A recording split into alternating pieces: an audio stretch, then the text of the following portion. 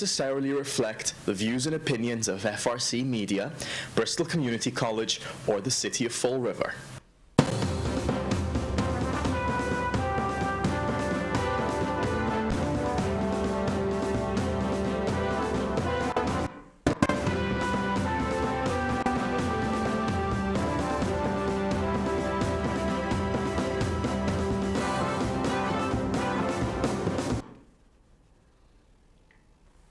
Good morning. Good morning.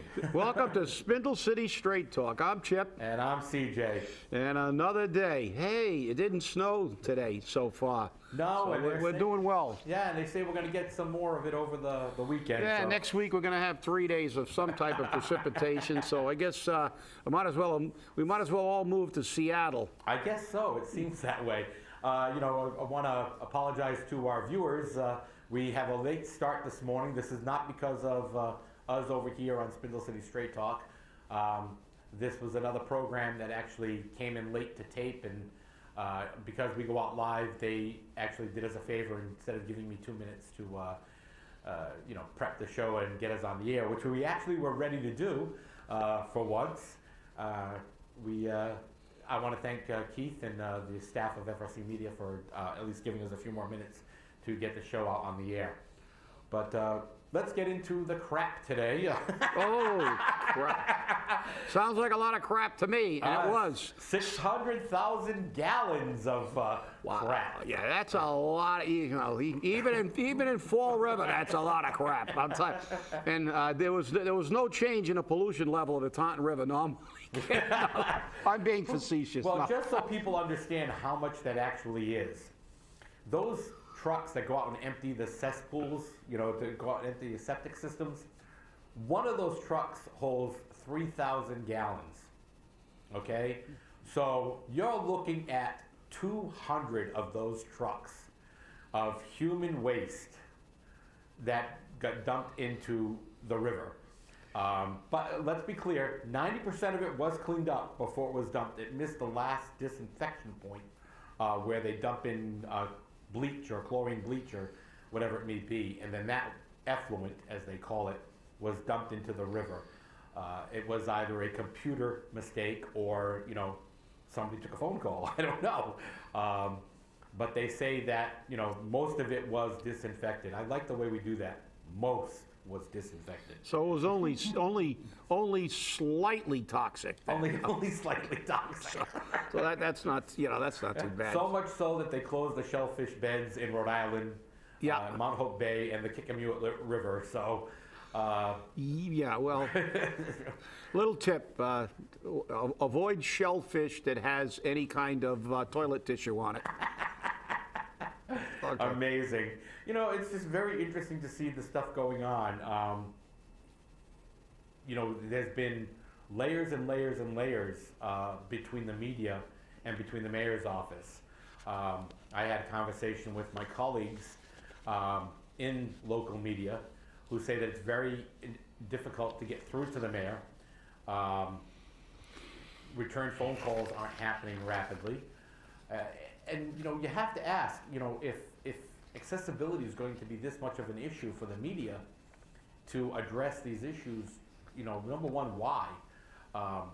We now have a new position that's been approved by the lack of a backbone city council for a $45,000 a year position for a gentleman who is the special assistant to the mayor, and one of his jobs, according to his job description, is to handle the media. But that isn't happening. I know that an email that I sent to that individual was not returned with a response from that individual. And so I forwarded that same email to the mayor directly, and the chief of staff actually replied to me. And in discussing this with my colleague, colleagues actually, they're having similar problems, which was very interesting.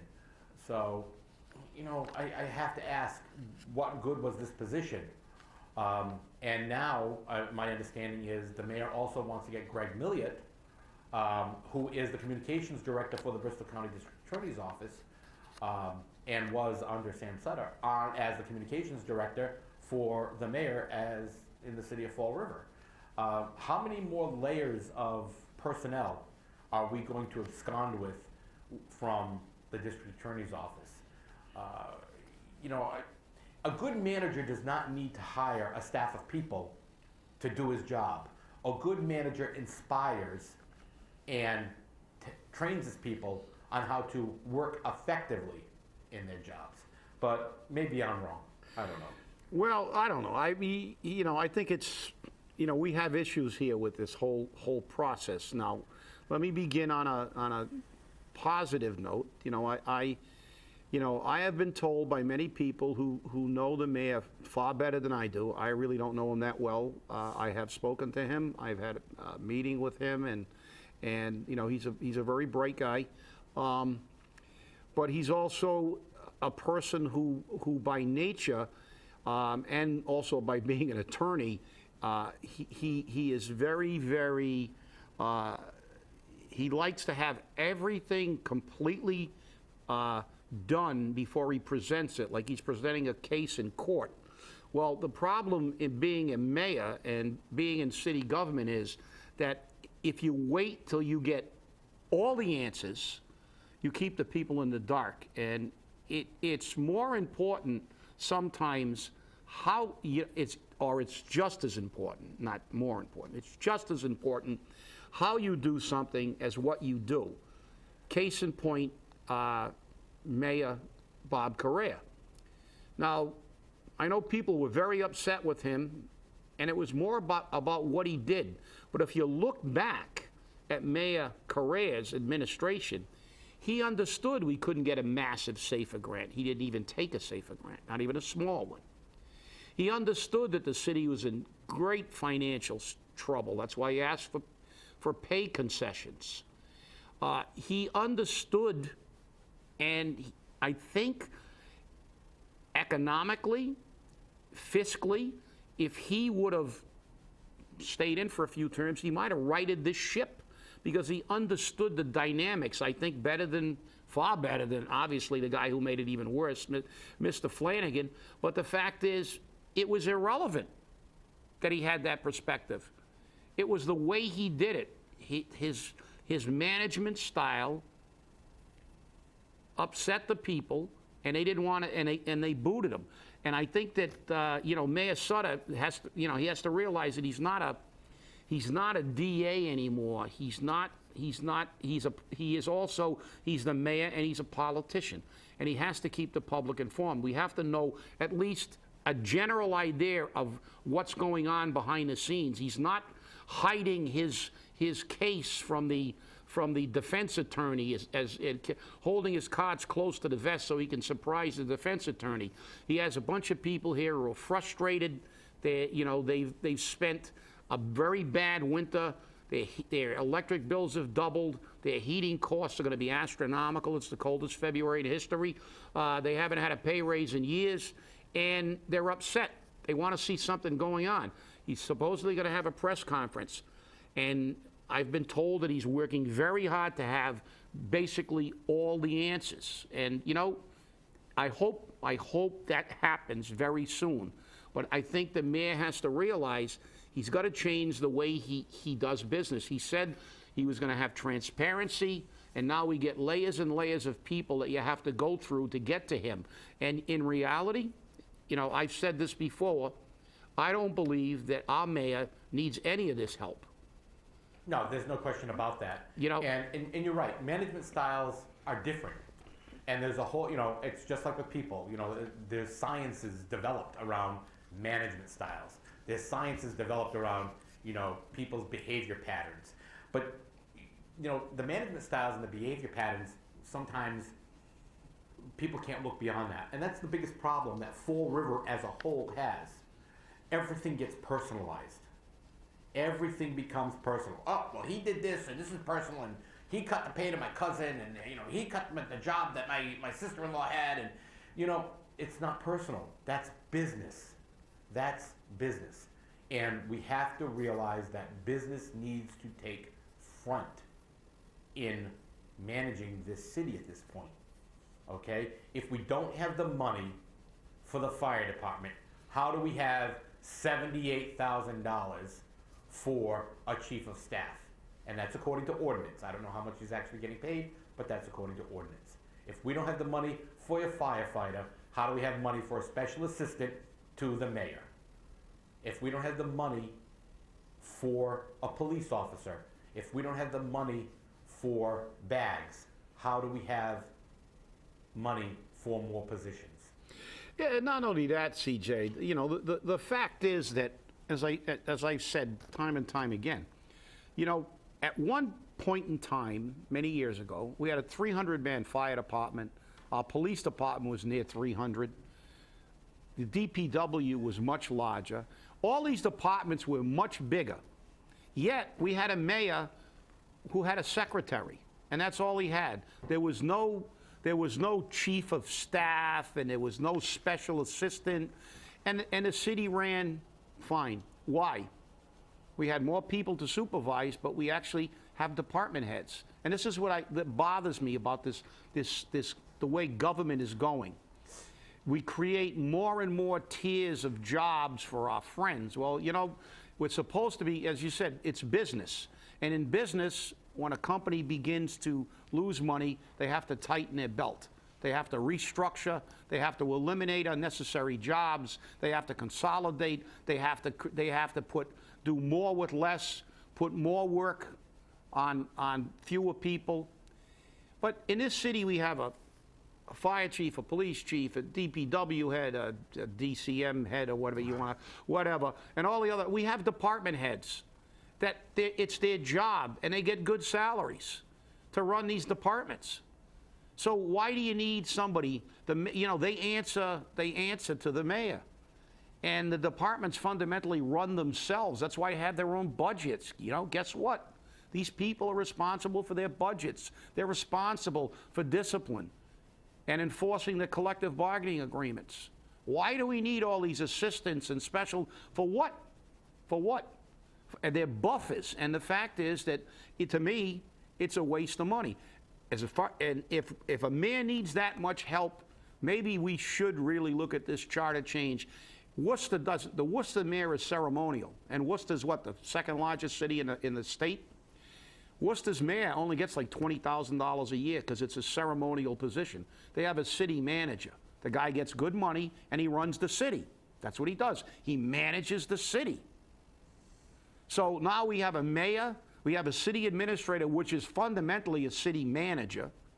Now we have chief of staffs. We're going the way of the school department. Next thing we'll have is dean of city employees.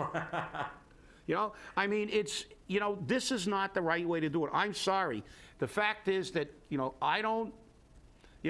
he's got people he had at the DA's office and he had jobs, and I understand he wants to bring the people he knows, whose ability levels he knows, over. But the fact is, restructure, eliminate positions. But the budget should be getting smaller when it comes to supervisors. As I said before, we're overmanaged and underserviced. If the budget is going to increase anywhere, it should be on personnel who deliver the services to the taxpayers, not on tiers. I mean, you know, the mayor of a city that has department heads now has to have a cabinet. Fundamentally, the mayor's like the president of the United States. I can understand why the president needs a cabinet. I mean, when you're running a country. But the fact is, a city that actually has shrunk in its number of personnel to be supervised. The only thing that's grown in the city of Fall River in the past 20 years is the number of supervisory positions and the budget. Yeah, well, and you know, Chip, this is the big problem, okay? Because they've all been told they need to do a 10% budget cut to their departments. Well, what's going to get cut? You and I both know they're going to cut the people that provide the services. Why? You know what? I'll tell you right where to cut. You have 2 assistants in DCM. Get rid of both of them. I'll bet you that's going to cut pretty close into their budget, their 10% budget cut. But and those are relatively new positions, for the record. Exactly. We talked about that. Those positions weren't there 3 years ago. Right. You know, But you know, get rid of those. Do the same thing in the school department. We hire people on grants, and we never get rid of them. We never lose them. But, you know, there's no money there to fund them anymore. So who funds them? The school department does. If you're going to take a serious look at these budgets, you have to take a serious look at who's doing what job for who, and really what they're actually doing. Because I'll tell you now, there's more waste in management in this city than there is by the employees. I work with a lot of them on a regular basis on the jobs that I do outside the city, and I have to go in and file paperwork with the city clerk and file licenses and you know, lately, thank God, not death certificates, but those are things that I have to do. And those people do a wonderful job. I can never, ever have a complaint with anyone in the city clerk's office. Never once. Okay? I go to elections, I can't have a complaint up there. I really can't. Those people are working hard. You know, a lot of times I want to complain to them, and I do, but you know what? They handle them professionally. You know, the guys who pick up the trash in the city, I don't use them anymore. I have private trash hauling. But you know what? Those guys work their butts off. Yeah. And you know, they're the ones that get the cuts. Why don't we cut the managers? Because I'll be honest, we have too many of them. And that's where it's got to stop. Because if we don't start getting a hold of this budget, there's going to be no control of it as it is. And you know, they say, oh, well, we can't have receivership. This is from the city council. We can't have receivership. We'll lose control of the budget. You don't have control of it now. They have the power of no.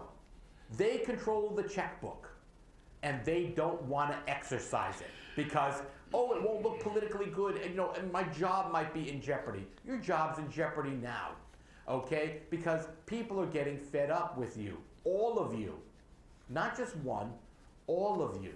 And the problem is that you're going to go out and you're going to go make sure you got your chow mein sandwiches and your spaghetti dinners, and you're going to be giving them away to the seniors, hoping that the seniors will vote you in.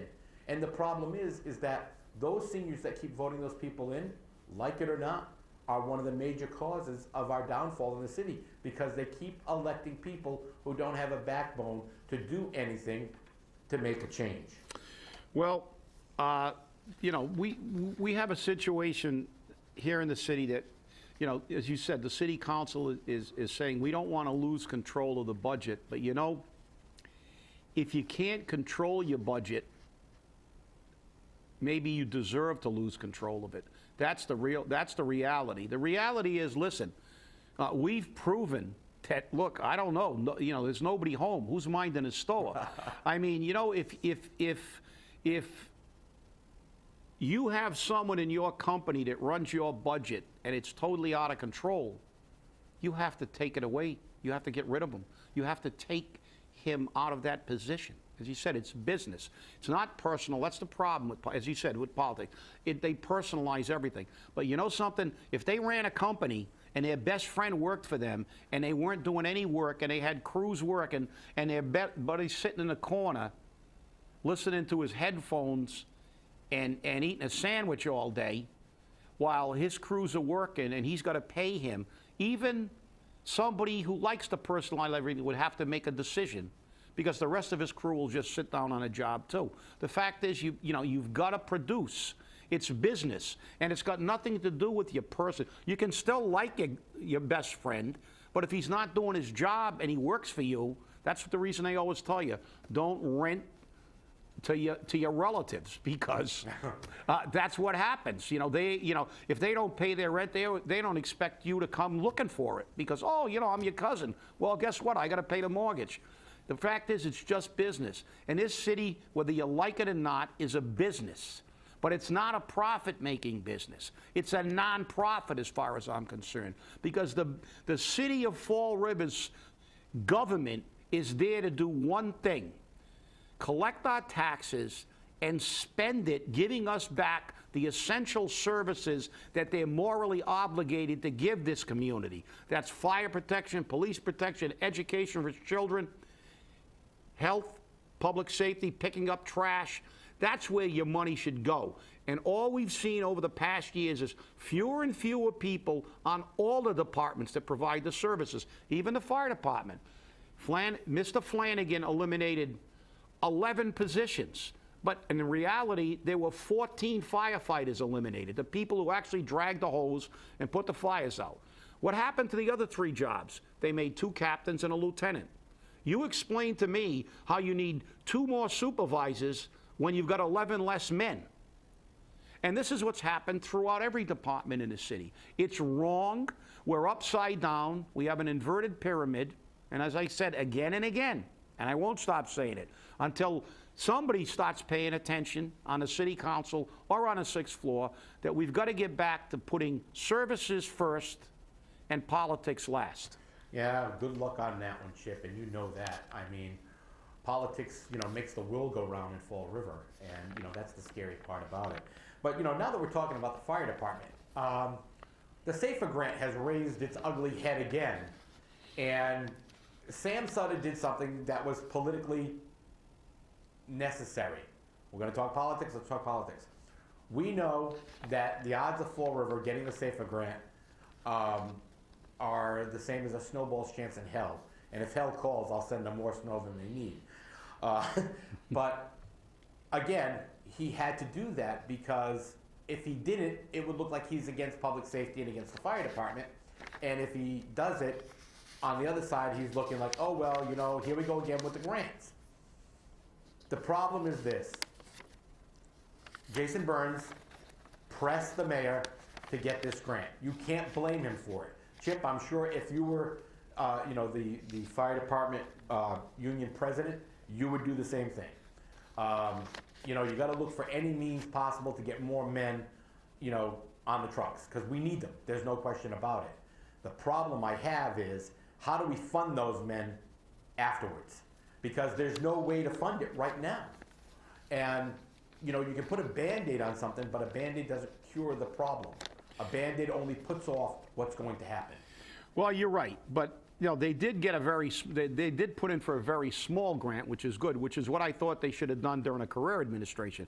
Put in for a reasonable amount of bodies. So they put in for a grant that would fund 10 firefighters, and hopefully in 2 years they'll be able to find the money. But I don't think so. Unfortunately, I believe that this city is in such a financial lurch that they're not going to be able to find the money, and we're going to be back in the same position in a couple of years. That's what upsets me. And look, as you said, if I was the president of the union, I wouldn't have accepted 185, 175, because the reality is that these people, putting 10 people on will help, but it's going to be a very, very small amount. It's going to cut the overtime budget a little bit, but in reality, 10 people on 4 different shifts, it's like 2 people a shift. You take out, that's 8 people, and the other 2 you figure filling in for vacations. So it's like 2 people in the city per shift. So how much does that mean? 1 in each district? Yeah, all the help is right, but I'm going to give you the reality that nobody will tell you. The reality is the Fall River Fire Department, in order to handle 2 working fires like we used to, has got to be up around 240 to 250 men. 185, even 200. If you get 1 good, real working fire, you're not going to have enough personnel to handle another good working fire. That's the reality. Nobody wants to hear that, but that's the truth. And it's up to the union to try to get as many people as they can. I understand what they're doing, and they're right.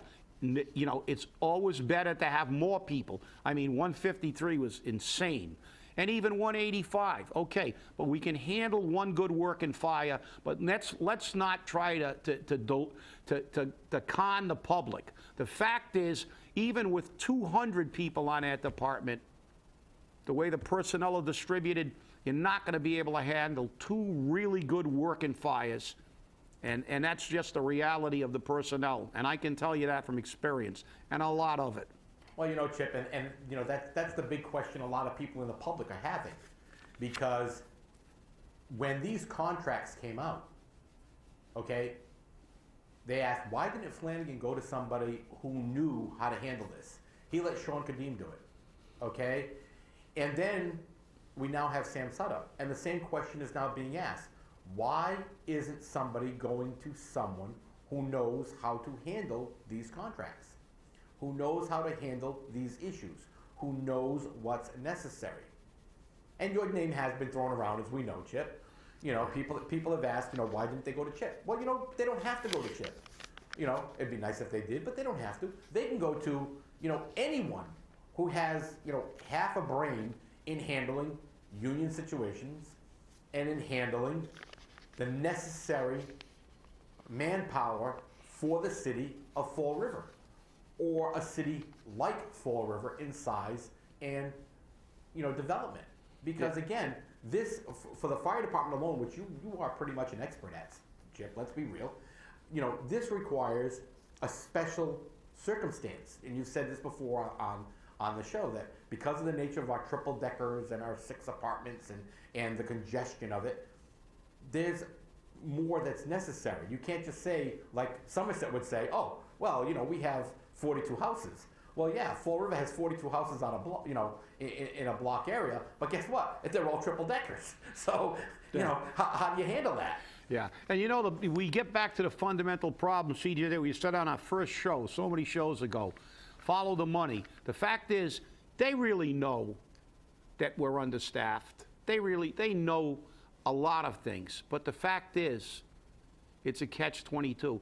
They've spent so much money on these jobs that are unnecessary, creating so many new positions. We've stretched the budget so thin, they can't afford it. There's no way in sight that you could ever get back in, you know, in the next decade unless there's drastic changes to the structure of this government in this city and the departments and the way that the resources are allocated. Because the fact is, look, you don't think that you know, Sam Sutter would be a hero if he could bring them up to 210 or something. But the fact is, you can't do it if you have no money. And I guarantee when this meeting is finally, and they talk about the budget, you're going to see that we are. They're going to say we're on the verge of receivership. I say if all the bills came due within the next 6 months, we would be one of the worst cities in the United States financially, without a doubt. Well, you know, Chip, and that's, you know, I was at Tom Quinn's, his swearing in ceremony, which was actually a very good ceremony. A lot of people there, and I had a brief moment with the governor. I had some extra time with Karen Polito, but I had a great deal of time with Maura Healy, and I brought up several issues which people didn't want to hear about. And you know, surprisingly enough, you know, Dottie Sutter came up to me, which didn't surprise me, was, hi, how are you? Gave me a kiss, nice hug. I don't even know if Sam saw me. He just kind of like was walking around. But, you know, I brought up an issue of like receivership for Fall River with, you know, the leader of our great state. And I brought it up with the lieutenant governor, and I also brought it up with the attorney general. And, you know, they said, well, but why? I said, the state's looking at $756 million shortfall this year. I said, Fall River's in debt over $800,000, and we're a small city. I said, if those bills come due, how do we pay them? We can't make our ends meet now. I said, what actually happens? And you know, we haven't had to deal with that yet, but I said, well, I hope we don't have to. But what's going to happen is Mayor Sutter is going to have to act like a receiver, whether the people of Fall River like it or not. And he's going to have to say, the buck has to stop. And that means no new jobs. That actually means we have to get rid of some managerial jobs, okay? Supervisory jobs. We have to lose them. And people don't want to hear that because that means their political friends lose jobs, okay? And in the school department, we have to do the same thing. And our time is up already, believe it or not, Chip. Well, there's always more to talk about. And the shenanigans about the finances we'll cover on our next show. We have some insights that I think everybody will be shocked to hear. I think so too. Hey, have a great weekend. And remember, February's over. Hopefully this is the last snow over the weekend. Heat wave next week, 30. Thank you.